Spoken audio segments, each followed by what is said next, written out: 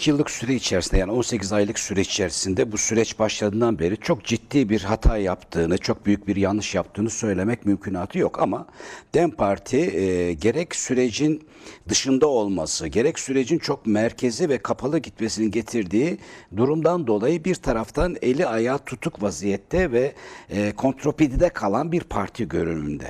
Evet, alanlarda bir kaygı var, tedirginlik var ama yüzünüzü kitleyi anlamak için onlara dönerseniz bence çözüm bulursunuz. Onları anlamak için arkanızı dönerseniz çözüm bulamazsınız.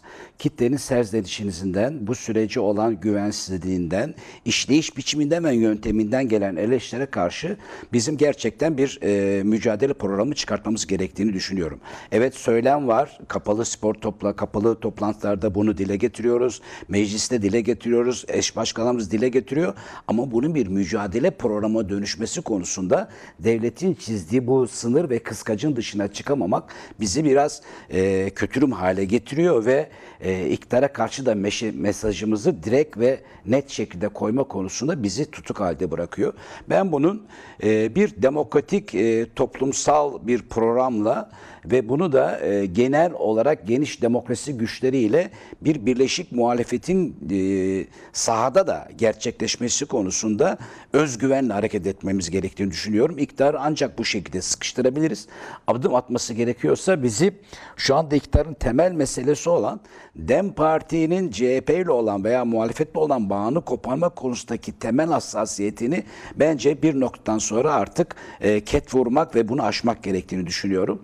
Bizim Nevroz'a gelen kitleyle 19 Mart'ta Saraçhane'ye çıkan kitleyi, barikatı aşıp Saraçhane'ye çıkan kitleyi buluşturmamız gerekir. İktidarı gerçekten sıkıştırmak bu şekilde olabilir.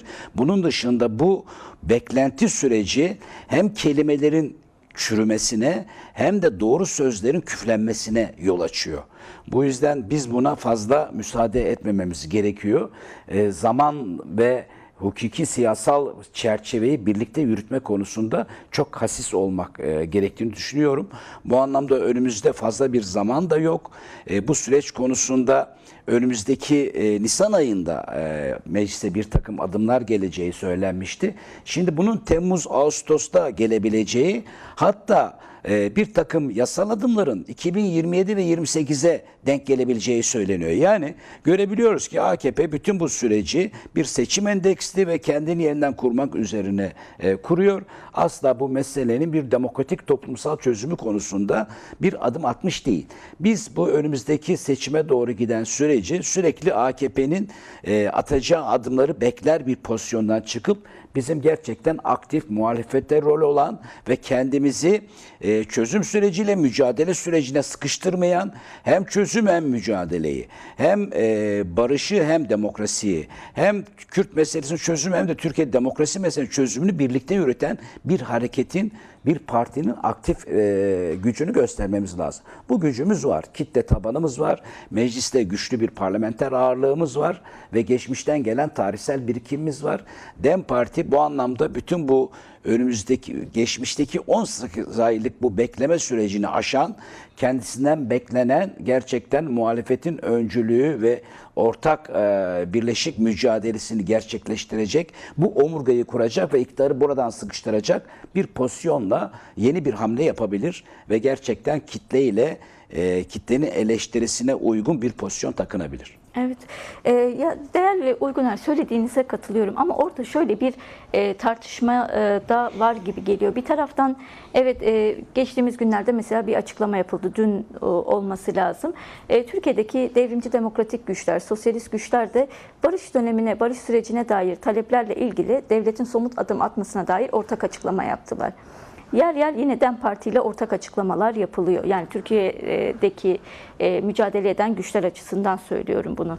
Yani bir taraftan aslında bununla ilgili belli adımlar da var ama yeni bir modelle ihtiyaç mı var acaba diye insanda ister istemez bir soru işareti uyanıyor. Bunu şundan kaynaklı söylüyorum.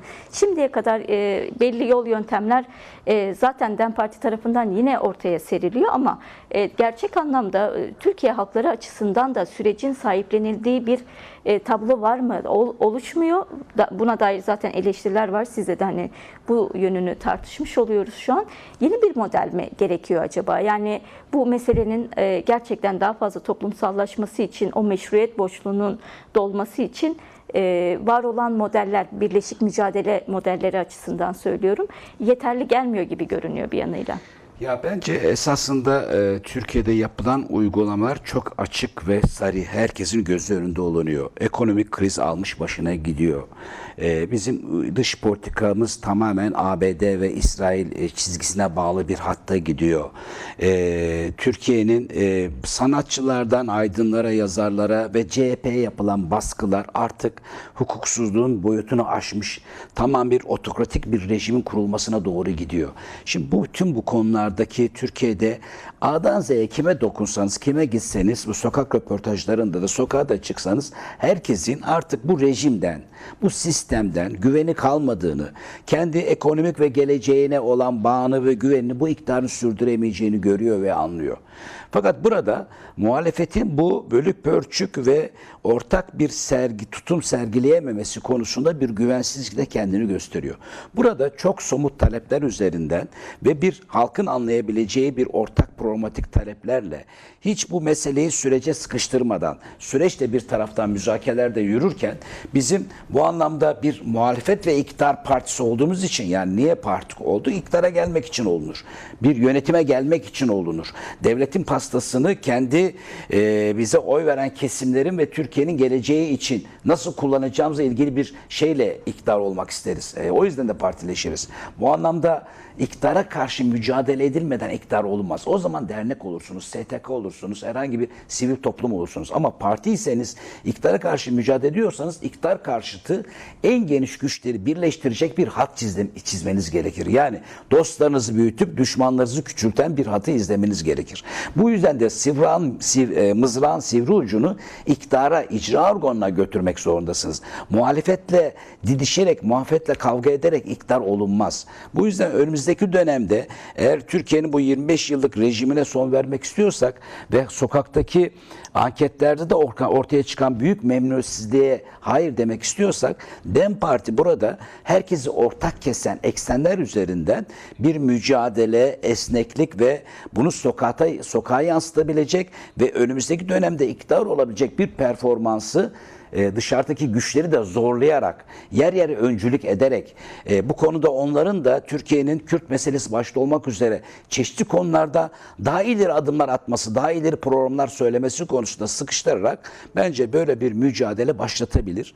Fakat bu mücadelenin bence geçmişten farkı yönü şu olmalıdır. Bugüne kadar biz bütün ittifak güçlerimizi merkezi olarak kurduk. Yani partiler olarak, merkez olarak yan yana geldik ve bunu Türkiye kamuoyuna açıkladık. Ama asla bunun yerelden başlayan, yerel dinamikleriyle birlikte, çeşitli aktörleriyle, sendikalarıyla, meslek örgütleriyle, inisiyatifleriyle, kadınlarıyla, gençleriyle sokaklarda, mahallelerde kurulan ve bu yetki ve iradeyi yerellere dayatan bir ittifak modeli denemedik. Bu ittifak modeli denediğimizde ben çok fazla enerjinin, çok fazla etkinin ve çekim merkezinin olacağını düşünüyorum. Yukarıda kurulan merkezi ittifaklar bu anlamda yerelde ayaklarını kurmadığı müddetçe çok havada kalıyorlar, çok söylemsel kalıyorlar. Hızla burada kendi kadrolarını, kendi yerel inisiyatiflerini koyabilecek ve bizim yukarıda kuracağımız bu çatı programını yerellerde zenginleştirecek ortak işlere ihtiyacımız var diye düşünüyorum. Zamanımız var, bunu yapabiliriz ve gerçekten iktidarı çözüm sürecinde de adım atmasını sağlayacak olan DEM Parti'nin muhalefet güçleriyle birlikte ortak hareket etmesidir ve iktidarı sıkıştırmasıdır. İşleyişi bunun çok dar bir kesimde merkezi olarak 3 aktör üzerinden giden bir süreç olarak ele alındı ve devlet bunun asla toplumsallaşmasını, asla bu merkezi olarak kurulan üçlü görüşmeli İmralı heyetinin dışında başka mekanizmalar kurulması konusunda elinden gelen imtinayı gösteriyor. Çünkü 2015 barış sürecinde ağzı yanmış vaziyette bu işin toplumsallaşırsa bu işin çok daha fazla bir demokratik dönüşüme, kendisine mecbur mecbur edeceğini bildiği için bunun çok dar bir elitler içerisinde, kesimler içerisinde daha çok vaatler ve sürüncemeler, beklentiler üzerinden bir yöntemi kendisine uygun buluyor. Ve bugüne kadar bunu işletti ve asla bunun dışında da bir şey söylemedi. Yani devlet bu sürece girdiği günden beri terörsüz Türkiye dedi. Asla bunu bir Kürt meselesi olarak tarif etmedi. Kolektif demokratik çözüm olarak tarif etmedi.